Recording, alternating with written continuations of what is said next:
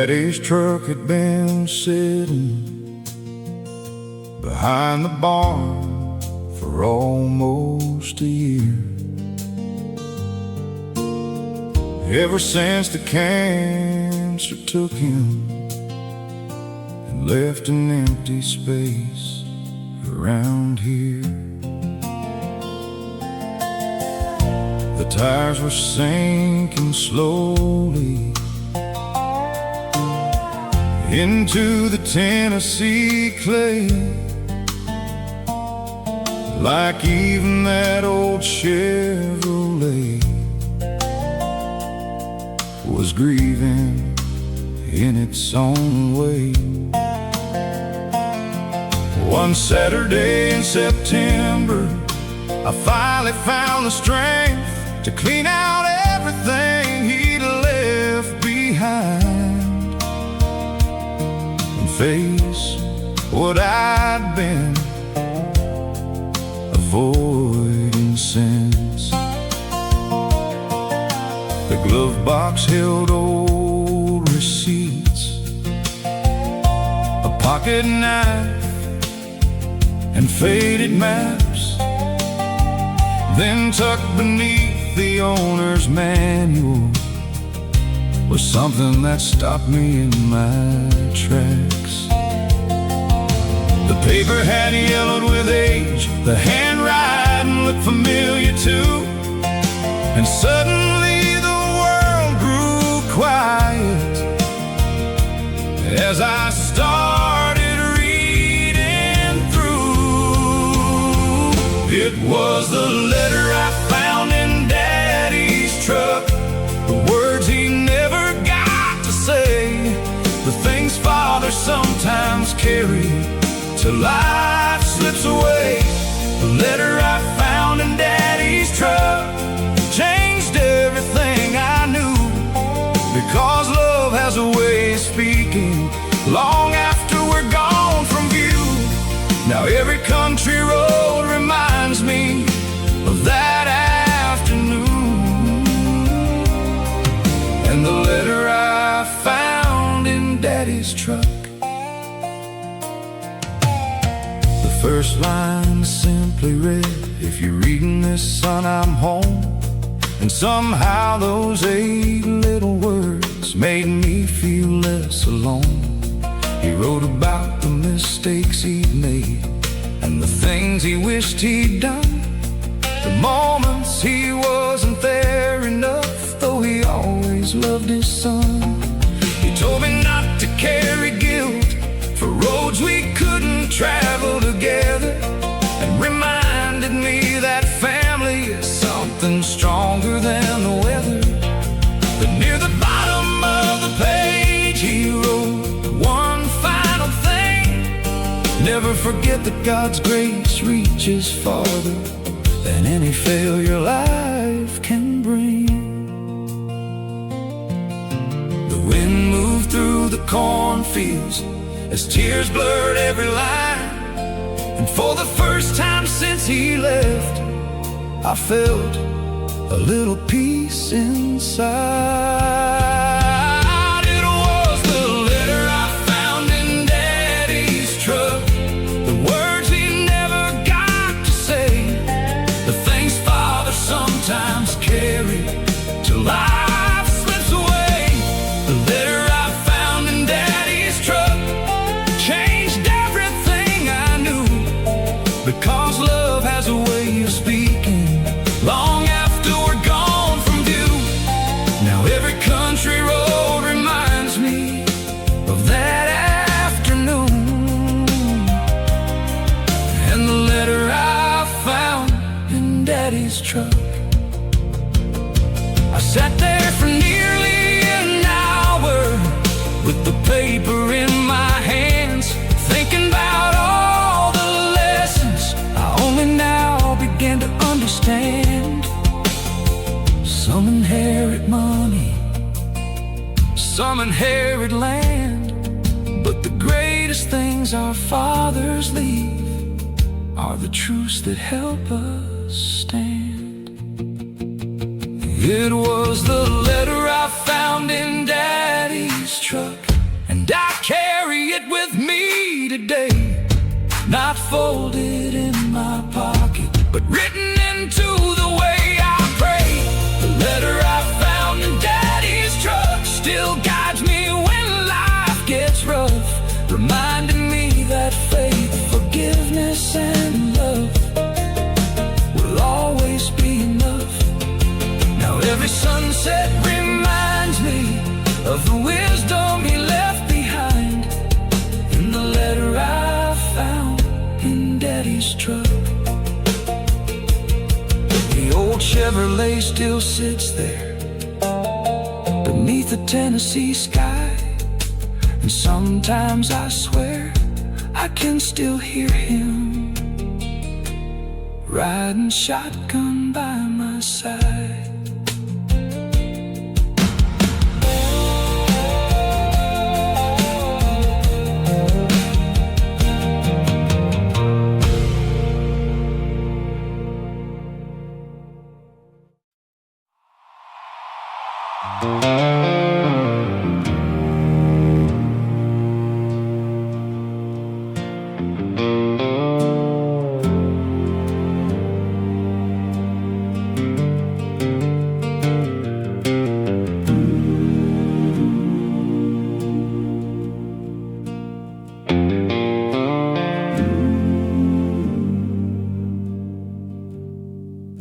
The church sat empty on the corner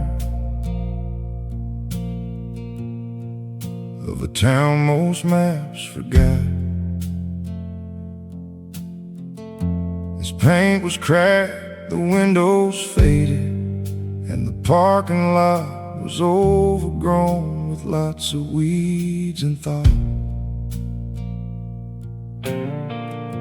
The factory closed a decade earlier.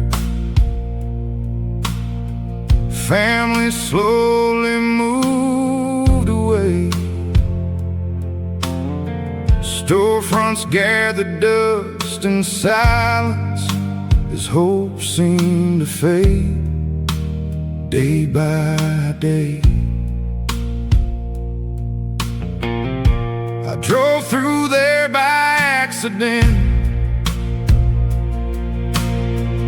or at least that's what I believed, looking for a shortcut westbound on roads few travelers ever need. The gas station clerk just shook his head when I asked why things look this way, then quietly said, people left.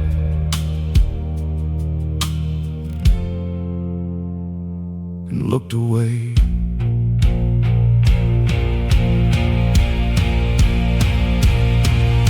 The sunset fell across the buildings like a photograph grown old, and something in that silence touched a place deep in my soul, because God still visits broken places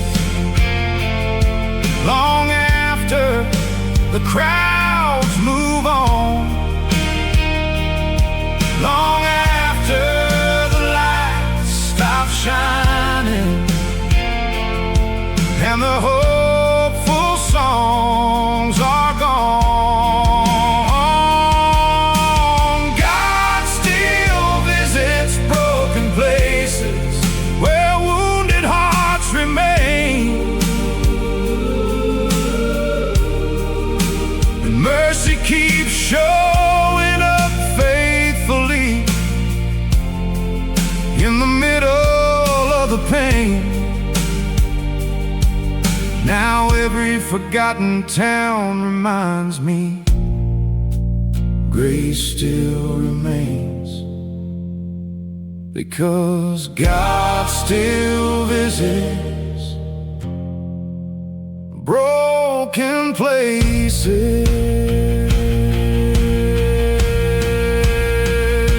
I walked inside that little church, expecting dust and empty pews, Instead, I found about 20 people gathered singing on familiar tunes. Their voices weren't polished or perfect, but every note felt real.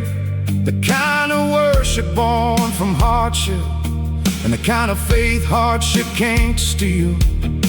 An elderly pastor stood smiling with more joy than I could understand, serving a congregation smaller than most people ever planned. Yet somehow the room felt alive, more alive than churches 10 times its size. Because faith grows strongest sometimes where survival requires trust and sacrifice.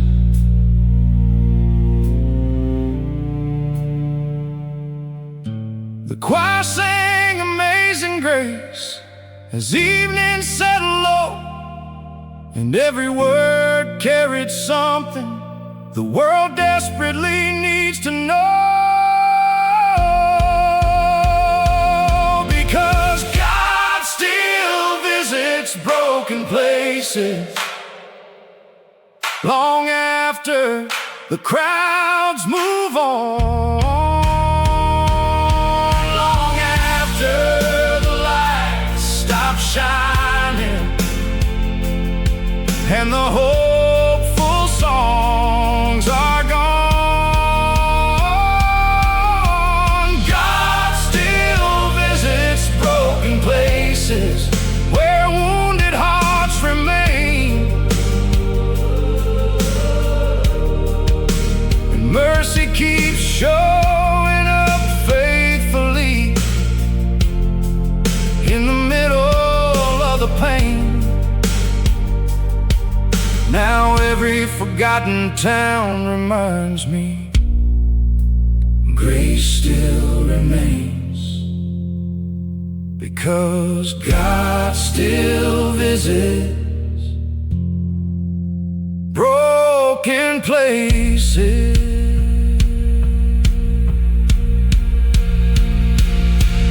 Maybe heaven isn't searching for the biggest stage in town. Maybe God still prefers meeting people where they're worn down. Maybe redemption grows quietly where nobody expects it to bloom. Like flowers through cracked concrete, or hope inside an empty room. Because God still visits broken places, and thank the Lord He does, 'cause some of us were those places before He came to us. God still visits broken places and turns ruins into songs,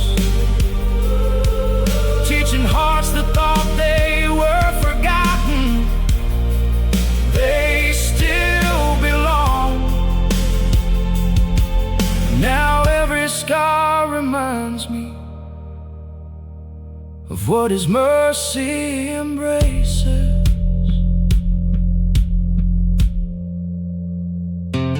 Because God still visits broken places.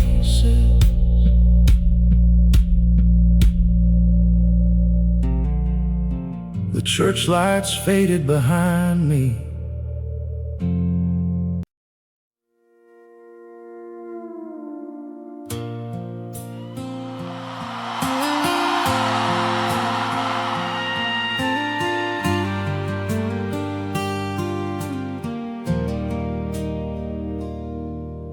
The rain came down in sheets that night outside of Little Rock, Arkansas.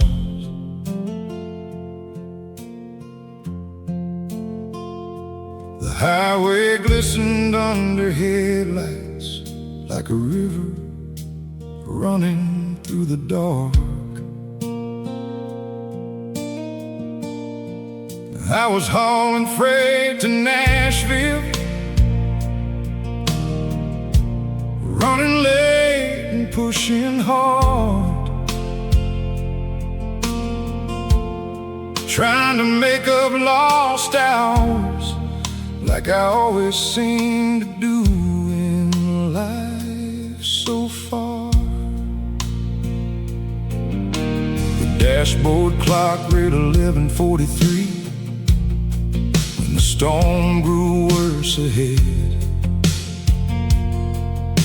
The radio issued warnings, but I kept driving instead. Somewhere near mile marker 17, the taillights vanished from sight, and the road became a tunnel through the middle of the night. The thunder rolled above me as the wind began to rise, and something deep inside me whispered it was time to slow down and recognize. Heaven was awaiting at mile marker 17, not at the end of my days, but at the moment grace stepped in and changed my ways. Heaven was waiting at mile marker 17, in the middle of the storm, where mercy reached a stubborn man and carried him back home. Now every highway reminds me how close eternity can seem when heaven waits at mile marker 17. A pickup lost control ahead of me, spinning sideways through the rain. The world turned into flashing lights, middle glass and pain. I slammed the brakes and swerved hard left, barely missing the crash. Then everything went silent except my racing heart beating fast. The family inside survived somehow, they're shaken to the bone. The father, mother, and little girl standing frightened in the storm alone. As we waited for the ambulance, the father grabbed my hand and prayed, and something in that simple moment changed me in a powerful way. The sirens echoed through the darkness as red lights filled the rain, and every word of that prayer reached deeper than I could explain. Heaven was waiting at mile marker 17, not at the end of my days, but at the moment grace stepped in and changed my ways. Heaven was waiting at mile marker 17, in the middle of a storm, where mercy reached a stubborn man and carried him back home. Now every highway reminds me how close eternity can seem when heaven waits at mile marker 17. I spent years chasing deadlines, money, miles, and pride, believing success could somehow fill the emptiness inside. But standing there beside that family, beneath the flashing lights, I realized how fragile life is and what truly matters in God's sight.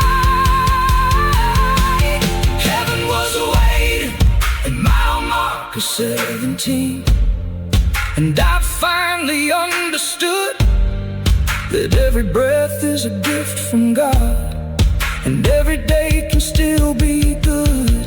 Heaven was waiting at mile marker 17, where grace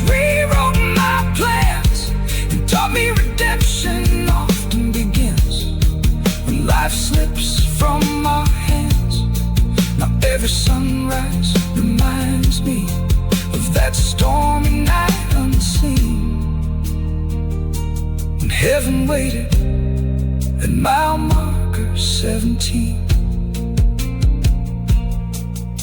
The highway stretched before me as dawn broke through the gray, and for the first time in years I slowed down enough to pray.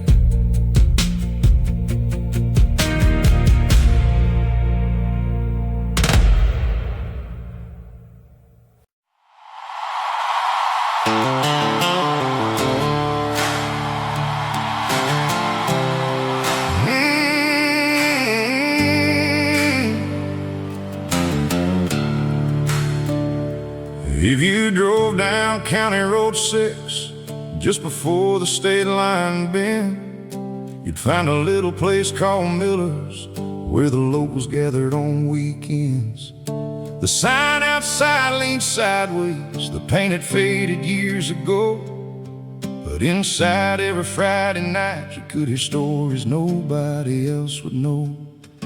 There was Earl, the former gambler, who lost more than he could afford, and Tommy, fresh out of prison, trying to find his way toward the Lord. A waitress named Maria, who worked 2 jobs to keep food around, and old Miss Ruth, who never missed church, though life had knocked her down. The world might call them failures or people left behind, but heaven often sees treasures where others are too blind. They were saints of the county line, not perfect but redeemed, people held together by mercy and stronger than they seemed. Saints of the county line, scars that told their story true, living proof that God's grace still makes all things new. Now every small town sunset reminds me what redemption can become, through the saints of the county line.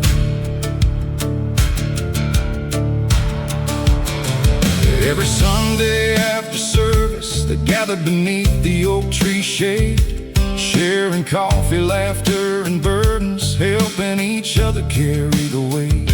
Nobody there had spotless histories, most carried wounds deep inside, but that's exactly why they understood the value of grace supplied. When Earl lost his wife to cancer, the whole town showed up that week, bringing meals, prayers, and comfort when he was too broken to speak. And when Tommy found steady work again, after years of closing doors, the saints of the county line celebrated like they'd won a war. The church bell echoed softly across the Tennessee fields, and every act of kindness became another way to heal. They were saints of the county line, not perfect but redeemed, people held together by mercy and stronger than they seemed. Saints of the county line with scars that told their story true, living proof that God's grace still makes all things new. Now every small town sunset reminds me what redemption can become, through the saints of the county line. Maybe sainthood looks different than most of us assume. Maybe it lives in ordinary people who choose love in ordinary rooms. Maybe heaven isn't measuring perfection or keeping score of mistakes.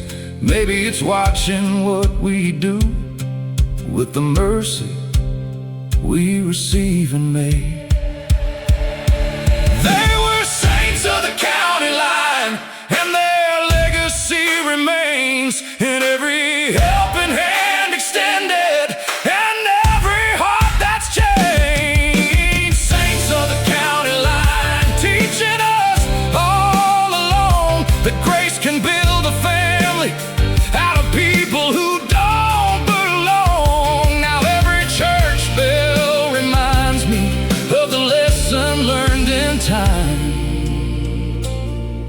from the saints of the county line. The sun disappeared beyond the fields as the evening settled fine, and somewhere heaven smiled on the saints of the county line. Of the county line, of the county line, of the county line.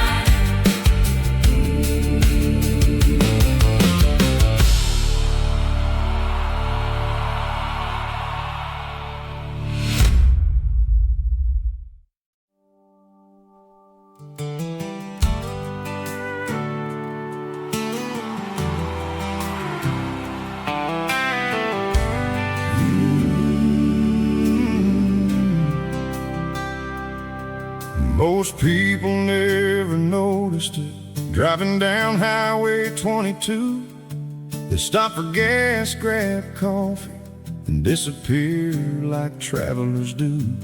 The gas station stood right out front, bright signs and pumps and rolls, while hidden behind a line of trees was a place few outsiders ever knew.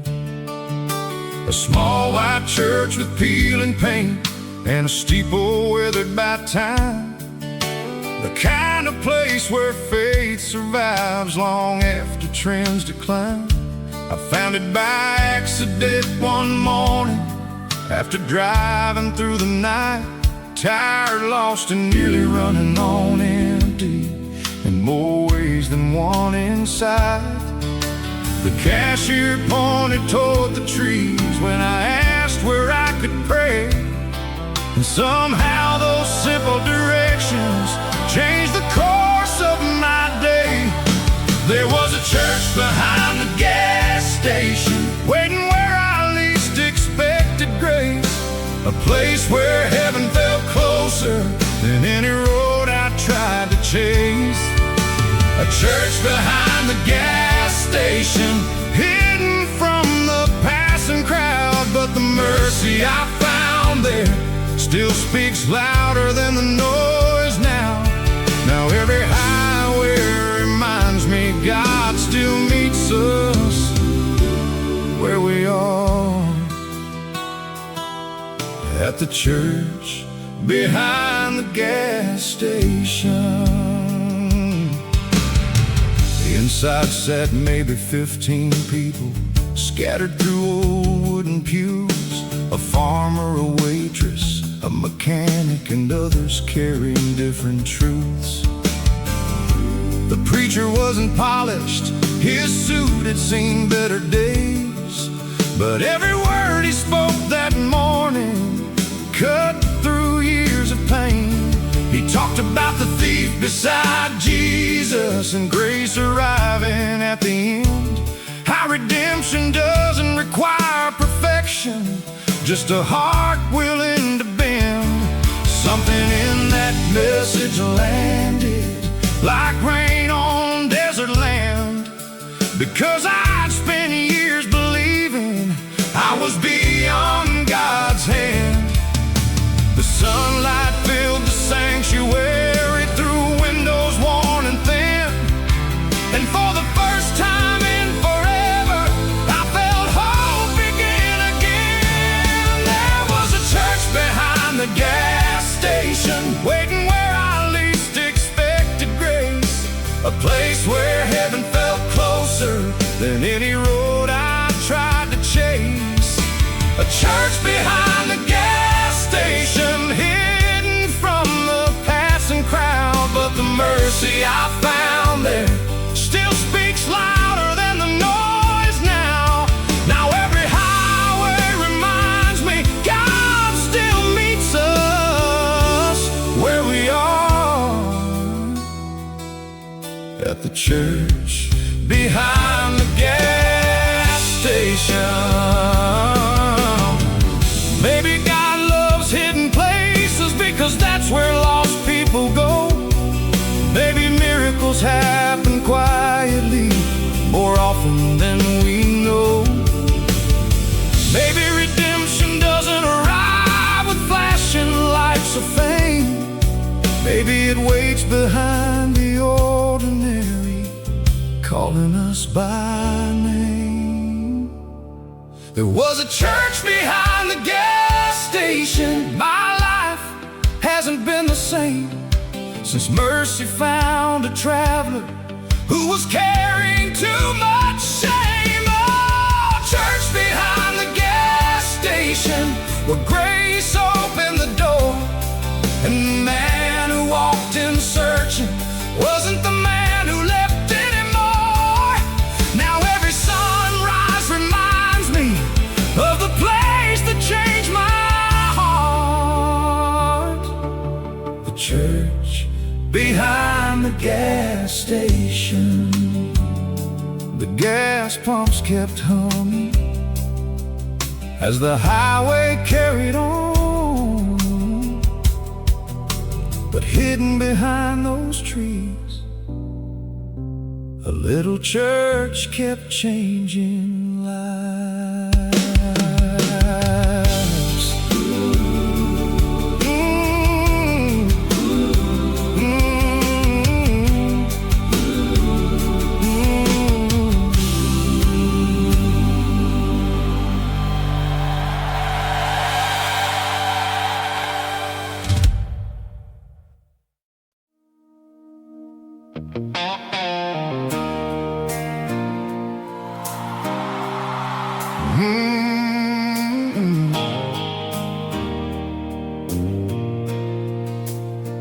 I was headed south through Kansas with nowhere important to be.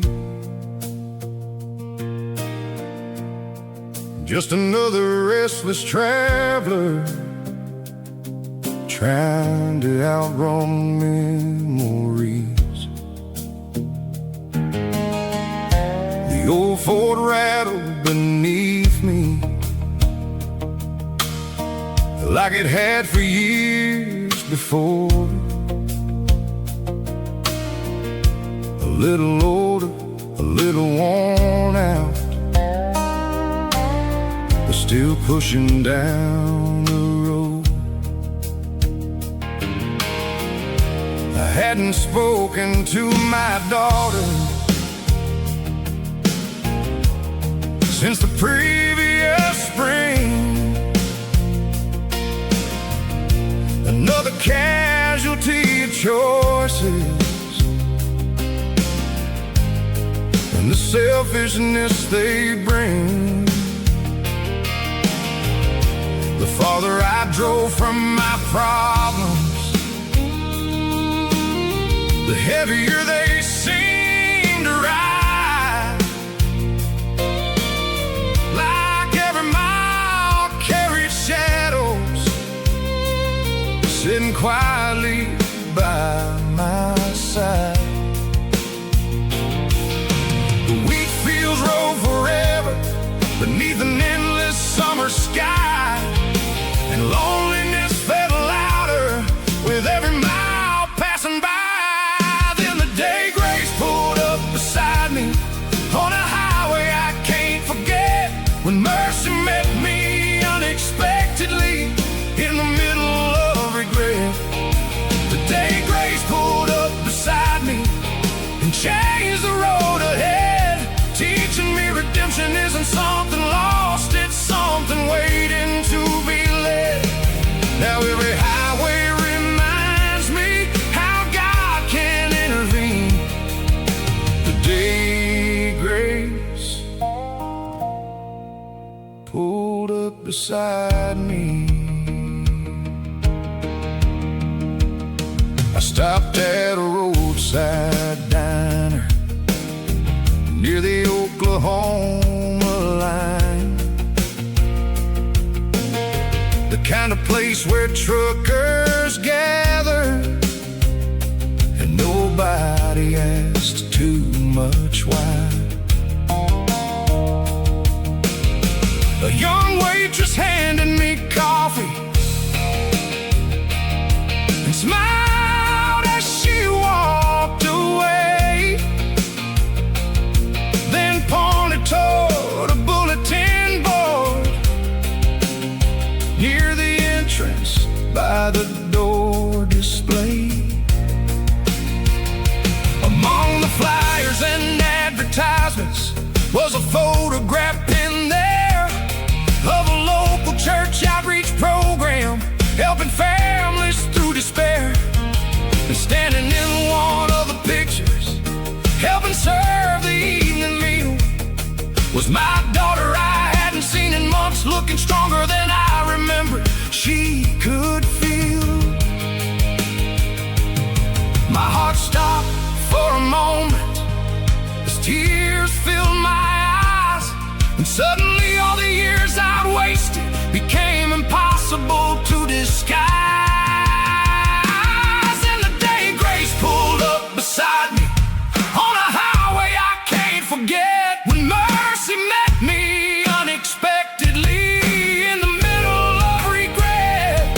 The day Grace pulled up beside me and changed the road ahead, teaching me redemption isn't something lost, it's something waiting to be led.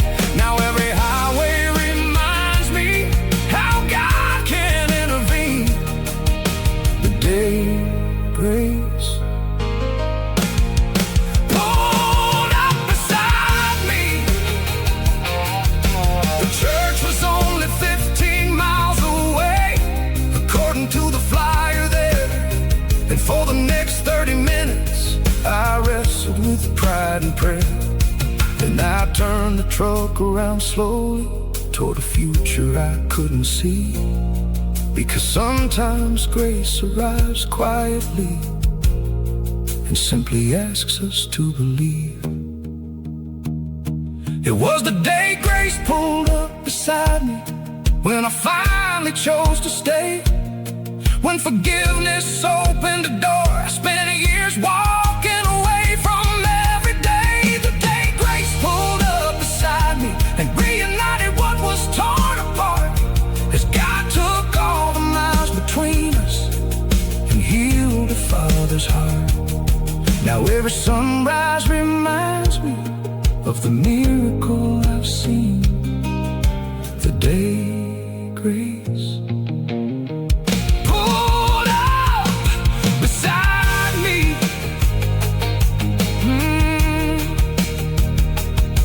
The church bell rang that evening as my daughter ran into my arms. And for the first time in a long time, the road no longer felt so long.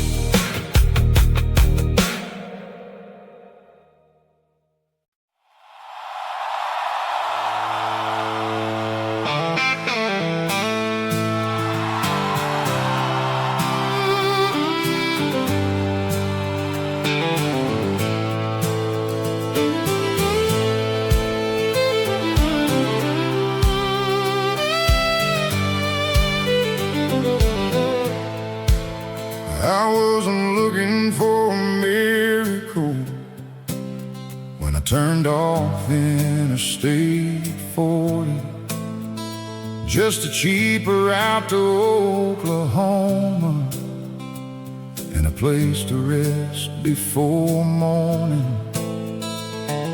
The highway stretched through nowhere beneath an endless western sky, the kind of road where people disappear and nobody asked why. My life wasn't much different, at least that's how it seemed. A collection of missed opportunities and half-forgotten dreams. The radio lost its signal as darkness filled the plains, and silence rode shotgun beside me, like an old familiar pain. The headlights cut through the blackness as the miles rolled slowly by. And then I saw something unexpected standing beneath the moonlit sky. The road sign said redemption, pointing down a gravel lane. Something in that single word hit harder than the rain. The road sign said redemption, like heaven knew my name, like God had placed a message there for a man ashamed. Now every highway reminds me how mercy still finds direction when the road sign says redemption. I laughed at first and kept driving, thinking it was some small town joke, maybe the name of a church camp or a ranch owned by local folks. But the farther I drove away from it, the heavier my heart became, like that sign had awakened something I'd spent years trying to escape. So I turned the truck around slowly and followed that gravel road, past fields and fences and old oak trees, carrying a lifetime load. At the end stood a tiny chapel lit by a single porch-like glow, and for reasons I couldn't explain, I knew I was supposed to go. The wind moved through the prairie grass as the chapel door stood open wide, and every step toward that old building felt like leaving something behind. The road sign said redemption, pointing down a gravel lane, and something in that single word hit harder than the rain. The road sign said redemption, like heaven knew my name, like God had placed a message there for a man ashamed. Now every highway reminds me how mercy still finds direction when the road sign says redemption. The inside sat only 4 people, an old pastor and a family of 3.